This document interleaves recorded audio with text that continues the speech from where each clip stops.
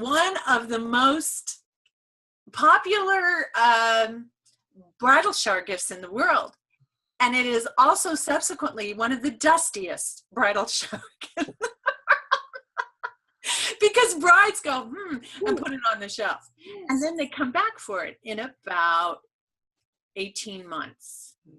And then they pick it up desperate after about 7 years, right? So we would all like to think it's the way you described. Yes. But it's not. It's not. And I wish there was a way. Have you had success with getting a hold of like either women that are getting married or women that are just barely married, just still newlyweds, and had success with that age group? Mm-hmm.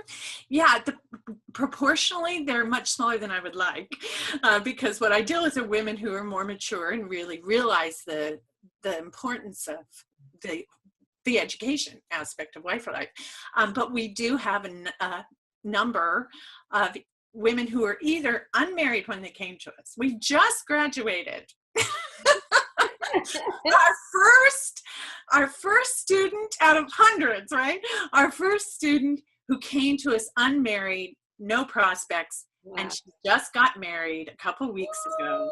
So I don't know. We've got to give her some kind of honorary designation. Yes. I haven't done that yet. I've had people tease me about, well, why don't you work out something with the online matching people, where women can say, I'm Wife for Life certified, I love that. But yeah, we do have newlyweds. And do you know what? I'll be honest with you. Most of those newlyweds came to us because their mother or their mother-in-law bought their tuition for them and said, you've got to do this. Yeah. And they come. But otherwise, our young love thinks it's a perfect love. And yes. Just like we said, just like we described. But yes, I would fill my classes with newlyweds if I could. Oh my goodness. And we also have never marrieds who come to us, again, with no prospects. They just want to learn. And the thing about Wife Life is it teaches you so much about positive interaction with men in general. So they say, we also have women who are divorced and not married and no prospects who come to us. They say it helps them heal from divorce situations, believe it or not. I wasn't expecting that, but it does. And it prepares them for the future. And it just enriches their relationships with their sons and their fathers and the male co-workers. And I speak a lot to business women about relationships with male co-workers as well. So that's awesome. Yeah. It's healthy all the way around. We can't get around it. We can't get away from men. They are just everywhere. It's so true. So true. Well, there was one part in your book that stuck out to me so much. It's one simple little statement that you call women the keepers of the relationship. And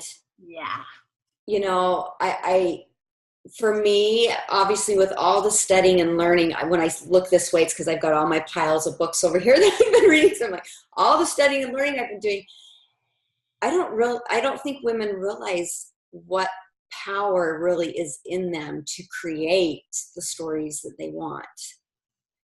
Absolutely. That's it. You used stories, and I like that. I say the stories we tell ourselves. That's very important. Meaning what we put into our imagination and into our heart. Be careful what you do. Does it make you stronger, or does it make you doubt yourself and your husband, Plus, the idea of being a creator is a huge fundamental principle in Wife Life University, that we as women are naturally creative. Your body was designed to create life. Mm-hmm. And that's a huge thing when our women open their eyes to the idea, I'm a creator. And we find all kinds of ways to express it and explore that part of ourselves in Wife Life University. We're really encouraged that way. So we really we really fine tune that creator in us, and that makes us realize, oh yeah, creation isn't just a craft. Creation isn't writing a play necessarily. It can be those things. Those are very limited expressions of creativity. The ultimate expression of creativity is in the creation of a relationship.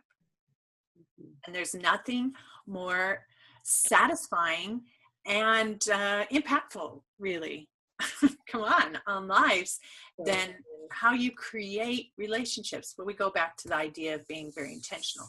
So that creative aspect in our womanly selves does give us tremendous power. What else gives us tremendous power is that we are naturally intuitive. We have a capacity for not only emotion, surprise, an emotional creature. I call it an ocean of emotion. There is think of the power and the constancy of the ocean. That's you, an emotion. You can't ever say, I'm cutting it off today. No emotion today. It's not possible. It just rolls through you just constantly like this. And it's so fluid that you pick up on all the emotion around you and absorb it like the ocean. You can't say, there's no divider in the ocean. It's all going like this. So the people that you're surrounded by, primarily children, for instance, but anybody you're surrounded by, you pick up on their emotions and you just kind of suck it in. Just kind of gets all mixed up in there like the ocean, and it makes you do this all day long. And our husbands can get frustrated with that. Some men are that way a little, to a degree as well, but women to an excess, most of us, unless we've had, some kind of trauma in our background that's forced us to, shut down the feelings that naturally come to us. But what I hear much more often, right, from my students is how susceptible they are to emotion and how much it exasperates their husbands, how uncontrolled it feels to them, and how they wish there was some way for their husband to understand what's going on inside of them. And so they're just so susceptible, all over the place. We feel like we're here in the morning, we're here by afternoon, and everywhere in between. It's a gift. It is a gift. It's the most blessed aspect of being a woman, because it does allow you to be intuitive. And that's all I was coming back to, the idea of being intuitive, relational, connective.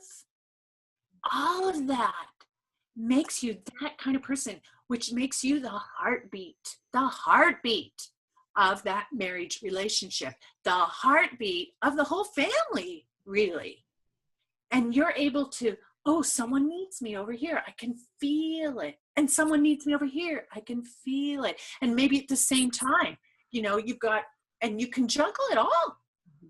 You can juggle it all. I've got this person needs me, this person needs me, this person needs me, this person needs me. And we want to scream and pull our hair some days because of it.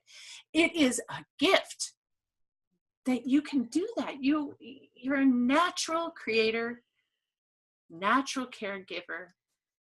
It's a beautiful thing, and humanity needs us. Men need us. Families need us. And so this gives us tremendous, tremendous power. So yes, relationships are a two-way street. And yes, we have equal responsibility for the outcome, no question.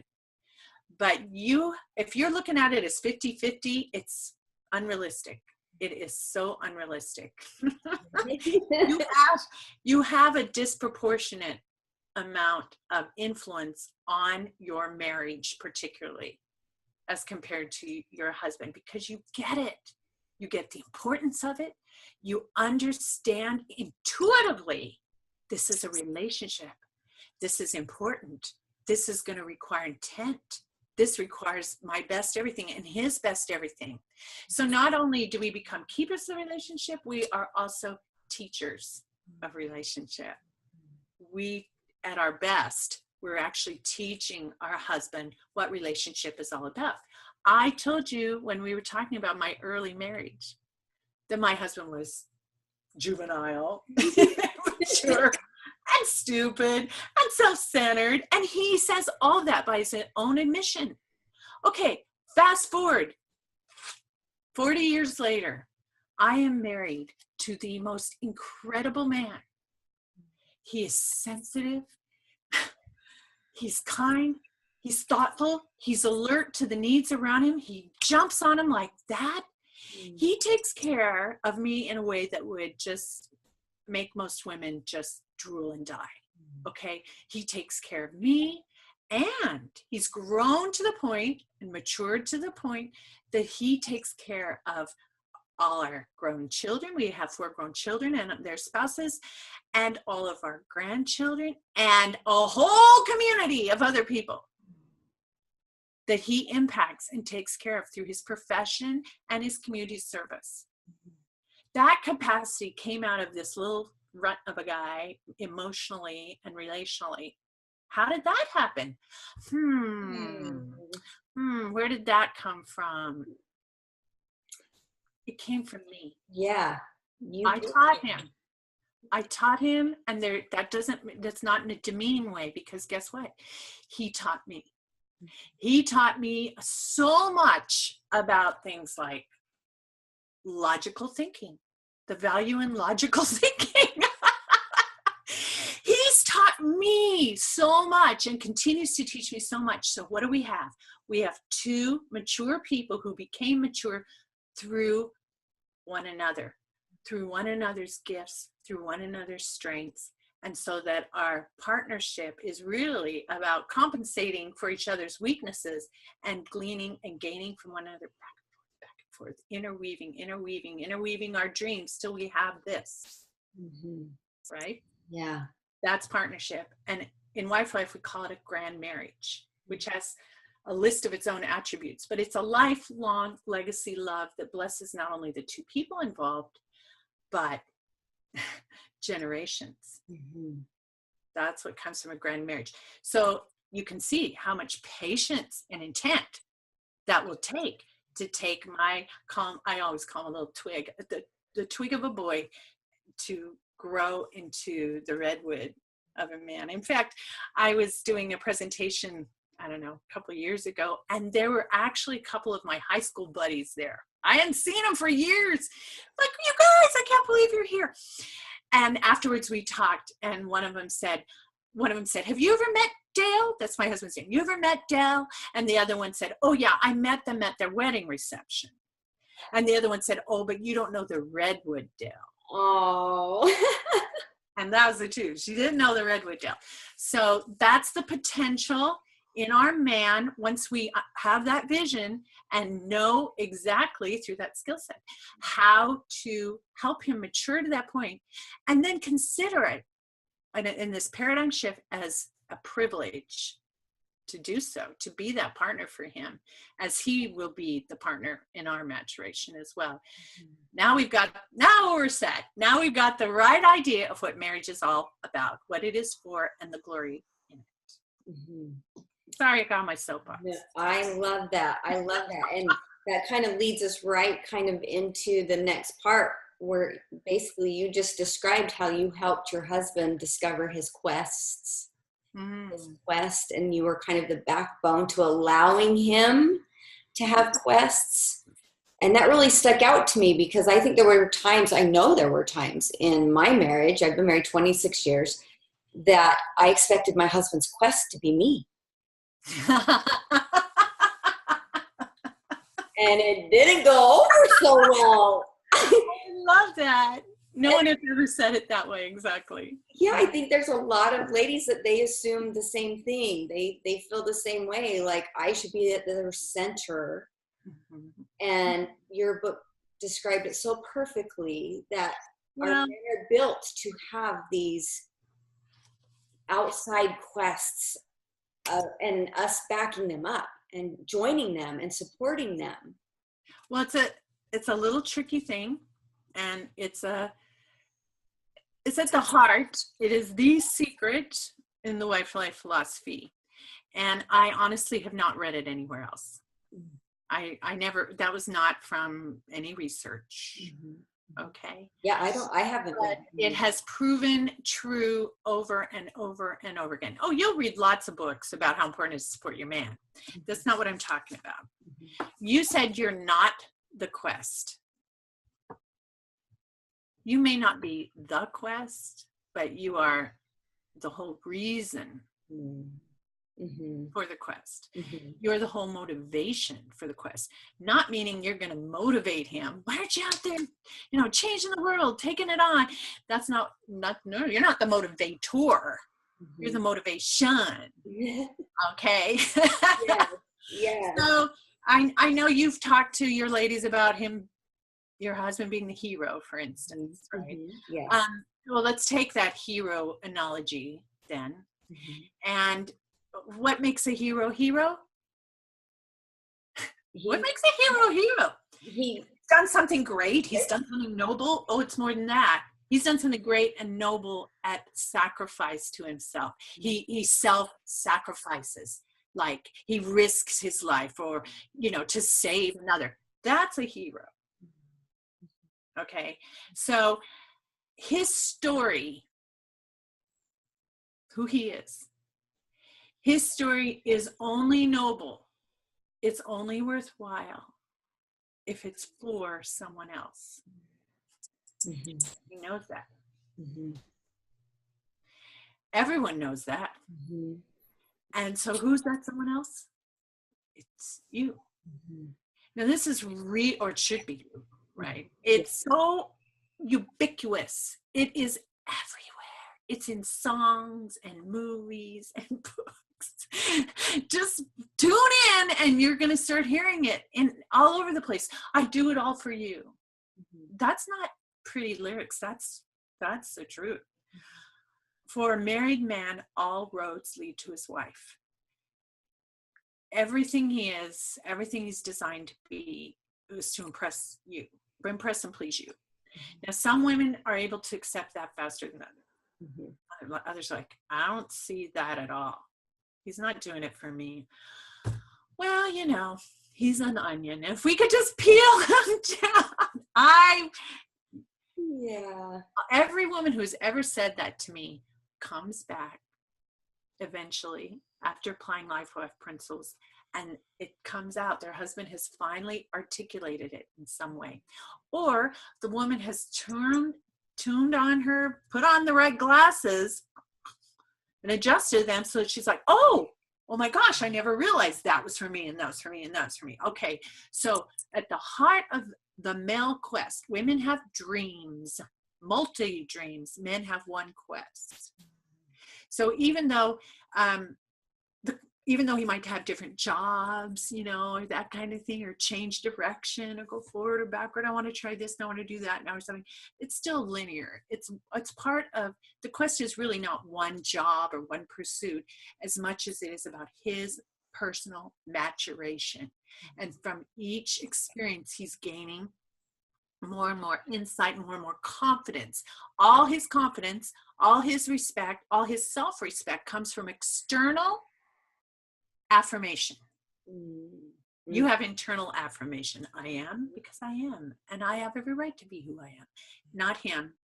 He fights hard for that sense of independence, and it totally depends on doing things and receiving for it.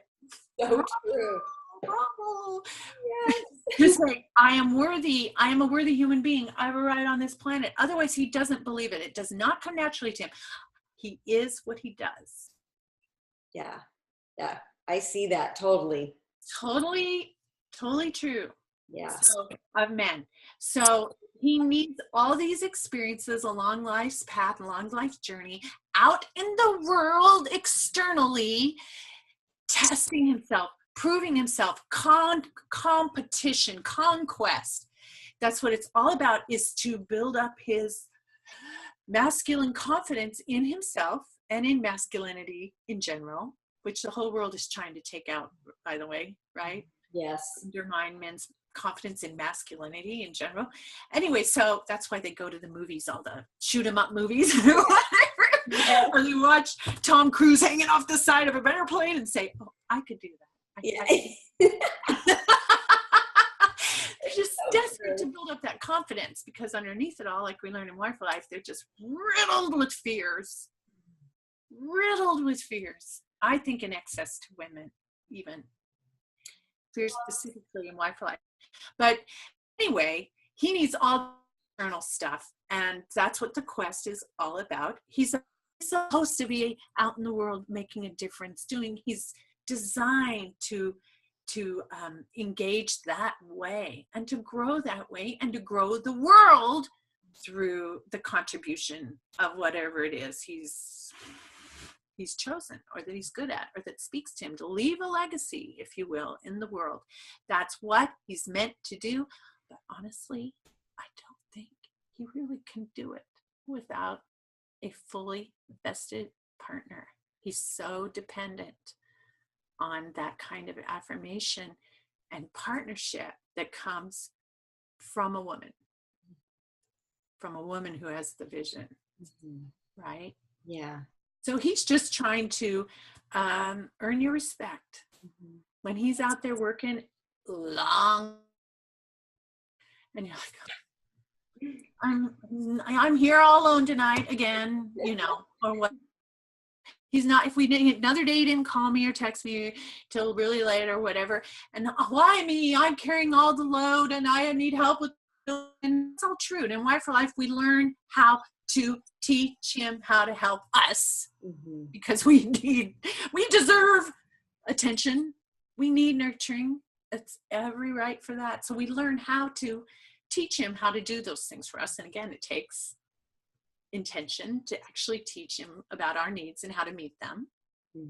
But even so, we learn how to accommodate accomplishment for him. Here's the beauty in it. When you become that kind of partner, you've moved up the ladder from being a companion, for instance, to becoming his intimate, where he's safe, to becoming the highest, which is an inspiration. You've become his inspiration. And inspiring wives are cherished by their husbands. If you want to be more than just tolerated, and even more than loved, but cherished, that comes from becoming his inspiration. How do you become his inspiration? By understanding everything associated with the milk quest. And so that's a big part of Wife for Life that is like unique. It's totally different. But we've had so many, I don't know, haven't kept track. Thousands of women who have put this to the test and found out how true it is. The beautiful thing. And he turns around, once you're his inspiration, he wants nothing more than to be your inspiration and to be your facilitator of all your dreams, which you have to admit, it'd be really nice to have a partner in your dreams. Yes. Yeah. And I have felt this process that you just explained. I felt that kind of come to pass as I went through my own process of learning, okay, I need to stop emasculating. I didn't even realize what that was until I learned about it, and then all of a sudden he became more free to provide and have a quest. And yes, I was at the root of that. I was like you said, the reason for the quest, for sure. And now I'm feeling him come back around and want to give more to me to allow me to reach my goals. So it's like this beautiful circle for sure. And it exactly followed that pattern that you just described. Right. Well, in Wife for Life, we have the 10 Wife for Life laws of attraction that are incredibly powerful in achieving that process you're talking about. So the 10 Wife for Life laws of attraction are so incredibly important. But then once we are applying them, and they all start with the letter A, by the way, A, 10 of them, then we're much more likely to get from him what we need, which is RSTUVW. So romance, security, trueness, understanding, validation, we-ness, and then I sometimes tack on sex, Y, Z. So anyway, we're going to get the R's, T, U, V, W. That comes at the end of the alphabet. Mm-hmm. What comes at the beginning? Letter A. A's. And you can fight it and just keep being frustrated and unhappy, or you can embrace your power and go for it. And then that process begins that you're talking about. Very rewarding. Yeah, very much so. Very much so. And another thing that I saw kind of unfold in my processes, I have taken on this undertaking of learning and helping women achieve happiness in their marriages. Of course, it's been like all of this like passion, and it keeps me up, and I'm just go, go, go, go, right? And then after reading your book, I started to realize that I was basically going through what you call the pioneer woman type thing, where I had to create my own things that I fell in love with, my own quest, and not just rely on him for all my happiness. Yes, we call those dazzles in Y for Life. Yes, and you said, be your own fairy godmother, be your own, create your own magic in your life. And I never did that for the first, 24 years of my marriage. I didn't do that. I was very selfless. I gave everything to exhaustion. It was never about me. It was all about my kid. I have 5 kids, and I just did everything for everybody else and forgot me, and expect him that he should do the same. They don't do that. And then you get your feelings hurt. But it wasn't. And then when I was reading your book, I'm like, I did this. This totally just happened to me. It unfolded right in front of me, doing what you call the Pioneer Woman Challenge of finding your own quests and then melding them with his. You want to talk more about that Pioneer Challenge? Because I unfortunately, we call it the Pioneer Woman Challenge. Okay. Because